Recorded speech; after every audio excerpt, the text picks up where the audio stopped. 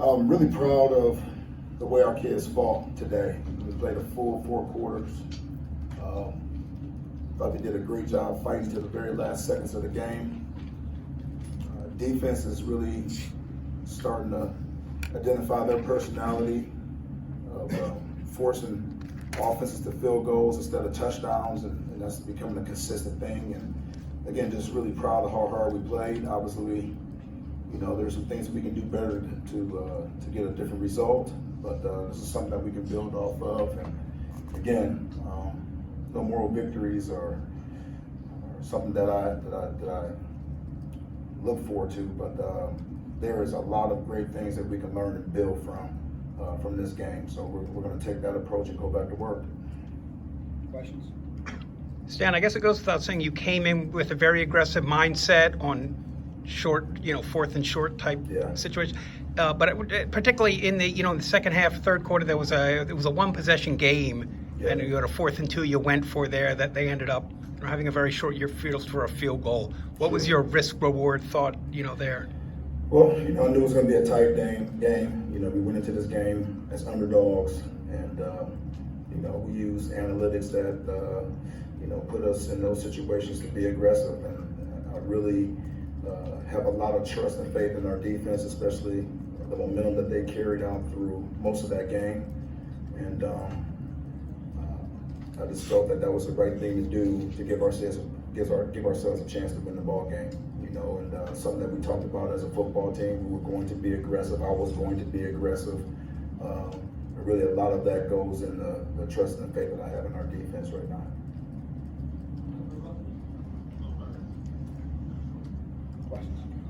EJ, did you said last week you've seen for a long time that he could have this, be kind of ready. I mean, did you even know going into week 1 that he was going to be potentially right in that mix early in this season?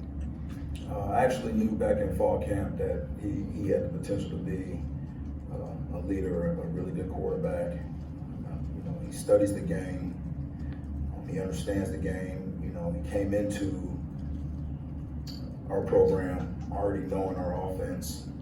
So I just really, knew that it was going to be a matter of time. Didn't know it was going to happen this soon, but he really earned our trust early in fall camp. Stan, DeJuan wasn't dressed today. Was there any reason behind that? Yeah, he was not ready to play. We're dealing with a little bit of a setback from an injury standpoint, and we made a game day decision that it wasn't going to be a situation where we were going to use him today. You talked about using EJ earlier. You saw that back months ago. Where do you stand at now as far as his progression? What do you see him doing?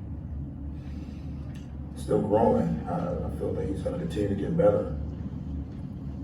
We need to get more consistency around him, more consistent play around him. We need to protect him, so he can throw this ball on time. Our receivers are doing a good job. They can do a better job of getting open versus man coverage.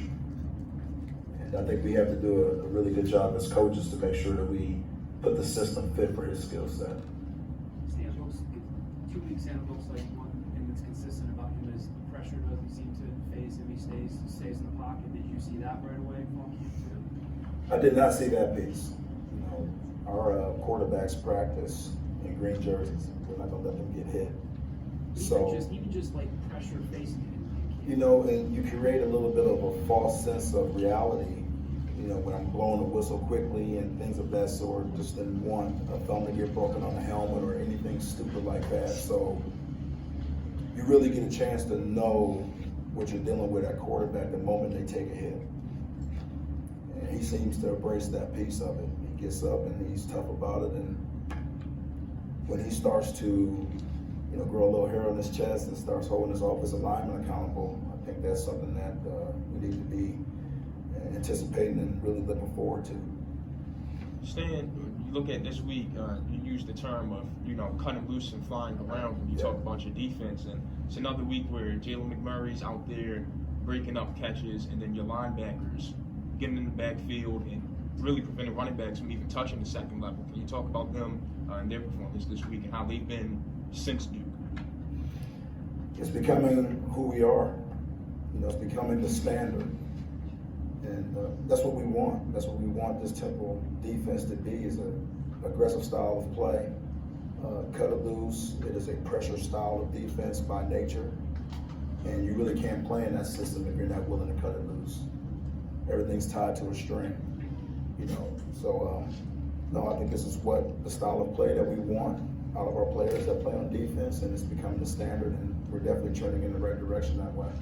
Could you talk about can you talk about Quincy for a second? You got him in running the football in certain situations. How did you think he handled coming to the game in those short down or goal line situations today? He was ready to go.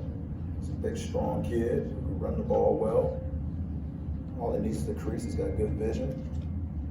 He's got good change of direction. So we absolutely knew that that's a strength of his that we can play into in some of those situations. And, you know, so we felt very comfortable with him doing those things. When did you know that Darvon and Jakari were not going to be able to play, and then how did that sort of impact, right, everything falling on Sadie and Blair? Pre-game decision on Darvon. Jakari was a little bit of a freak deal that happened late this week in practice. You know, both we anticipated to have ready to play in this game. A game day decision, it just was not a good idea to put them in that situation today. Okay. Lowell's touchdown. Can you tell me what you saw, what happened on that? I'm sorry, whose touchdown? Lowell's touchdown, the touchdown that put them up 10-7. I mean, they you know, you're talking about Rutgers touchdown. I'm sorry, I couldn't hear you. Yes. Yeah, but, you know, that was, you know, they won that matchup. I mean, it was what it was on that deal. One thing about them scoring that touchdown that I'm proud of, and that's going to, you know, really represent who we are as a football team, is we prepare for setbacks during the course of the game. And we have an opportunity in those moments to respond the right way. And this team didn't quit. So, yeah, we'll go back to the drawing board and we'll have a chance to look at the film, and, you know, I'll be able to get a little bit more detail with the systematics about what happened on that play. But the way our kids responded after that is something that we'll build off of. Steve, what's Adams' injury? Adam Klein? He's dealing with a minor setback that happened. Obviously, it was a setback enough to not have him ready to play. But, you know, he had a situation in the last game where, you know, it was kind of a freaky little deal that took place. It wasn't anything structural, but it's something that he'll be able to get back from. How do you think James played in his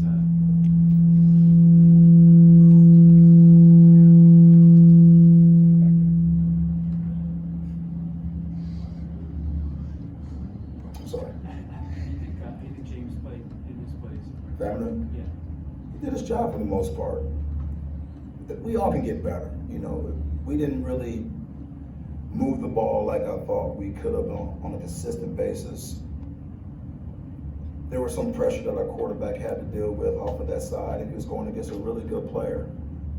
Good, strong kid, number 71, who specialized in the bull rush. And James, I thought, did a phenomenal job of surviving that for the most part.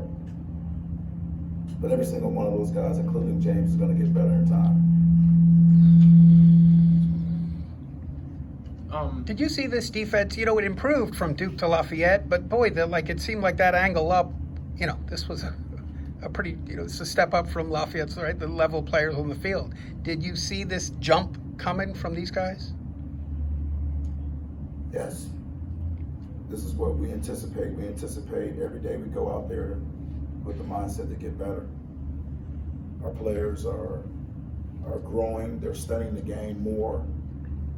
They're loving on each other more. They're finding real intent to go out and play hard every single play. So yes, we expect to grow with every single game. Every single day we go out there and practice, we expect to get better. And we talk about this as a football family, that we will grow with the season. So I see it coming. I expect it to come this way. I expect us to get better every single week. Stan, third straight week of a good performance from Layton. Are you getting to the point where you're expecting this level of productivity from him? Yes, absolutely. His job is to be an impact player. His job is to make plays when his number's called within the defensive scheme. And he's just doing his job. That's his job. He's doing what he's supposed to do. You know, it's nothing special there. You know, we expect him to do those things that he's doing on the field. This is now back-to-back weeks with the touchdown for Jordan Smith. His snap count keeps going up. What have you seen from him in practice? And what's the plan for him and DMR once he gets back to try to implement that two tight end system a little more? He keeps making plays the way he's making. We expect to give him the football. And we'll make the system fit for he and DMR when DMR gets back. But we can't allow a football player not to play when he has the ability to make plays. Was the style of this game what you expected and or wanted it, you know, just the way that game played out? I wish we would have came out with a victory. You know, we planned to win the ball game.